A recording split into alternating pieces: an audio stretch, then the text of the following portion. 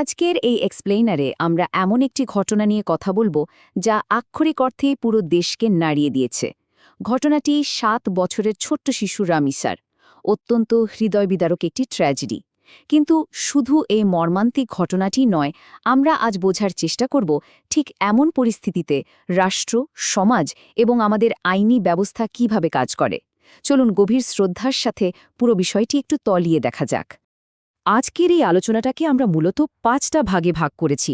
প্রথমে রামিসার ট্র্যাজেডি, এরপর আদালতে আসামির স্বীকারোক্তি, সাধারণ মানুষের ন্যায় বিচারের দাবি, সরকারের তাৎক্ষণিক পদক্ষেপ এবং সবশেষে আমাদের শিশু ট্রাইব্যুনাল ব্যবস্থা নিয়ে কথা বলবো। চলুন শুরু করা যাক প্রথম পর্ব দিয়ে, রামিসার ট্র্যাজেডি। একটু ফিরে যায় ১৯ মের সকালটাতে। ঠিক কি ঘটেছিল সেদিন? সকাল তখন ৯:৩০। একই ভবনের এক ভাড়াটিয়া ৭ বছরের রামিসাকে কৌশলে নিজের রুমে ডেকে নিয়ে যায়। এরপর ১ ঘণ্টা পেরিয়ে যায়। সকাল ১০:৩০টার দিকে বাবা মা যখন রামিসাকে স্কুলে পাঠানোর জন্য খুঁজতে শুরু করেন, তখন মেয়ের কোনো খোঁজ নেই। খুঁজতে খুঁজতে ওই প্রতিবেশীর বন্ধ দরজার সামনে গিয়ে তারা রামিসার উপস্থিতি টের পান। ডাকাডাকি করেও ভেতর থেকে কোনো সাড়া না পেয়ে এক পর্যায়ে বাধ্য হয়ে পরিবার আর প্রতিবেশীরা মিলে দরজাটা ভেঙে ফেলেন। আর ঠিক তখনই তাদের সামনে উন্মোচিত হয় এক চরম মর্মান্তিক দৃশ্য। সবচেয়ে শিউরে ওঠার মতো বিষয় হল, এই ছোট্ট শিশুটিকে শুধুমাত্র পাশবিক নির্যাতনই করা হয়নি, সে যেন তার বাবা মাকে এই ভয়ঙ্কর ঘটনার কথা জানাতে না পারে, ঠিক সেই আতঙ্কে তাকে নির্মমভাবে হত্যা করা হয়। প্রতিবেশী ওই অপরাধীটি মূলত ইয়াবাসক্ত ছিল, আর নিজের এই জঘন্য অপরাধের কথা চিরতরে ধামাচাপা দিতেই সে শিশুটির কণ্ঠস্তব্ধ করে দেয়। ভাবলে সত্যি গা শিউরে ওঠে, তাই না? এবার আসি দ্বিতীয় পর্বে, আদালতে দেওয়া স্বীকারোক্তির দিকে। আদালতে আসলে অপরাধের পুরো দায়বদ্ধতার একটা সুস্পষ্ট চিত্র আমরা দেখতে পাই। মূল অভিযুক্ত সোহেল রানা আদালতে ধর্ষণ আর হত্যার কথা স্বীকার করে নেয়। কিন্তু এখানে সবচেয়ে ইম্পর্টেন্ট পয়েন্ট হল, সে কিন্তু একা ছিল না। তার স্ত্রী স্বপ্না আক্তার তাকেই প্রমাণ লোপাট করতে পুরোপুরি সাহায্য করেছিল।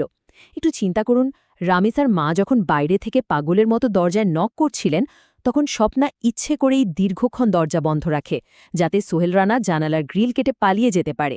শুধু তাই নয়, মামলার এজাহার অনুযায়ী শিশুটিকে রুমে নেওয়ার সময় সেখানে তৃতীয় আরেকজন অজ্ঞাত পরিচয় ব্যক্তিও নাকি উপস্থিত ছিল। অপরাধীদের নৃশংসতা আসলে কতটা চরম পর্যায়ের ছিল তা তাদের প্রমাণ গোপনের চেষ্টা দেখলেই বোঝা যায়। নিজেদের বাঁচাতে তারা শিশুটির মৃতদেহ রীতিমতো খণ্ডিত করে ফেলে। জামানবন্দি থেকে জানা যায়, লাশ গুম করার জন্য ধারালো অস্ত্র দিয়ে তারা মাথা আর হাত আংশিক বিচ্ছিন্ন করে ফেলেছিল। এরপর সেই খণ্ডিত লাশ বাথরুম থেকে এনে শোবার ঘরের খাটের নিচে লুকিয়ে রাখে। আইন আর বিচারের হাত থেকে বাঁচার এই যে নির্মম চেষ্টা, এটা যে কোনো সুস্থ মানুষের বিবেককে নাড়া দিতে বাধ্য। এর পরের পর্ব, ন্যায় বিচারের দাবি। এই জায়গাটাতে একটা অভাবনীয় বৈপরীত্য চোখে পড়ে। একদিকে আমরা দেখলাম অপরাধীদের চূড়ান্ত অমানবিকতা, আর ঠিক অন্যদিকে আইনি সম্প্রদায়ের একটা শক্ত ঐক্যবদ্ধ অবস্থান। এই ঘটনার বীভৎসতা এতটা আলোড়ন তুলেছিল যে ঢাকা বারের আইনজীবীরা একেবারে সর্বসম্মতভাবে সিদ্ধান্ত নেন, তাদের কেউই এই আসামিদের পক্ষে আদালতে দাঁড়াবেন না। অপরাধের ভয়াবহতার বিরুদ্ধে আইনজীবীদের এই যে একজোট হয়ে আসামির পক্ষ নিতে অস্বীকৃতি জানানো, এটা সত্যি আমাদের সমাজে একটা বিরল আর অত্যন্ত শক্তিশালী বার্তা দেয়। শুধু যে আইনি অঙ্গন প্রতিবাদ করেছে তা কিন্তু নয়, সাধারণ মানুষও তীব্র ক্ষোভে ফেটে পড়েছিল। রামিসার পরিবার যখন তার কুলখানির জন্য গ্রামের পথে রওনা হচ্ছিল, তখন তাদের বাসার সামনে এবং বিভিন্ন জায়গায় সাধারণ মানুষ বিক্ষোভে নেমে আসে। মানববন্ধন থেকে জোরালো দাবি ওঠে, অপরাধীদের যেন দ্রুততম সময়ে দৃষ্টান্তমূলক শাস্তি দেয়া হয়। এই যে সামাজিক ক্ষোভ, এটাই প্রমাণ করে যে এ ধরনের ঘটনা আসলে কোনো নির্দিষ্ট পরিবারের না, বরং পুরো সমাজকে গভীরভাবে আঘাত করে।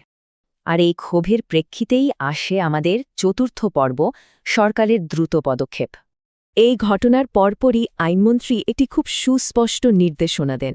তিনি বলেন, যেন মাত্র ১ সপ্তাহের মধ্যেই এই চাঞ্চল্যকর মামলার তদন্ত প্রতিবেদন জমা দেওয়া হয়। সাধারণ আইনি প্রক্রিয়ায় যেখানে একটা তদন্তে অনেক সময় লেগে যায়, সেখানে এই নির্দেশনায় প্রমাণ করে যে রাষ্ট্র এই মামলাটিকে আক্ষরিক অর্থে সর্বোচ্চ অগ্রাধিকার দিয়েছিল। ঠিক এর পরপরই স্বরাষ্ট্রমন্ত্রী দেওয়ার সময়সীমাটাও কিন্তু লক্ষ্য করার মতো। তিনি সরাসরি বলে দেন রবিবারের মধ্যেই চার্জশিট বা অভিযোগপত্র জমা দিতে হবে। রাষ্ট্রের একেবারে শীর্ষ পর্যায় থেকে আসা এই নির্দেশনাগুলো স্পষ্ট করে দেয় যে রাষ্ট্রযন্ত্র দ্রুততম সময়ে আইনি প্রক্রিয়া শেষ করে এই অপরাধীদের বিচারের আওতায় আনতে কতটা বদ্ধপরিকর ছিল। তো এখানে খুব স্বাভাবিকভাবেই একটা বড় প্রশ্ন সামনে চলে আসে যে অপরাধ পুরো একটা জাতির বিবেককে এতটা গভীরভাবে নাড়া দেয়, সেখানে আমাদের আইনি ব্যবস্থা কি শুধু এমন তাৎক্ষণিক নির্দেশনার ওপরে নির্ভর করে, নাকি এর দীর্ঘমেয়াদী কোনো সমাধান আছে?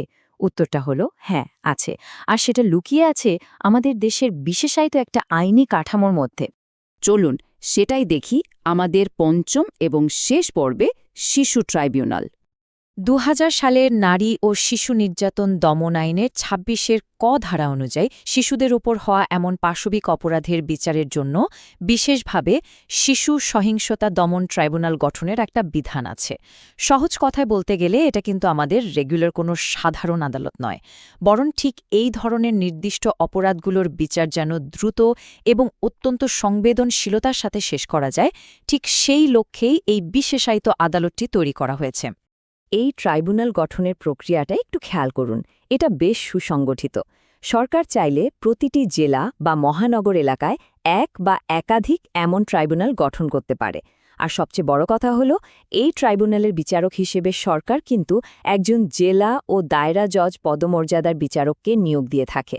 অর্থাৎ বুঝতেই পারছেন, অত্যন্ত অভিজ্ঞ আর ঊর্ধ্বতন বিচারকদের হাতেই এই স্পর্শকাতর মামলাগুলোর দায়িত্ব তুলে দেওয়া হয়।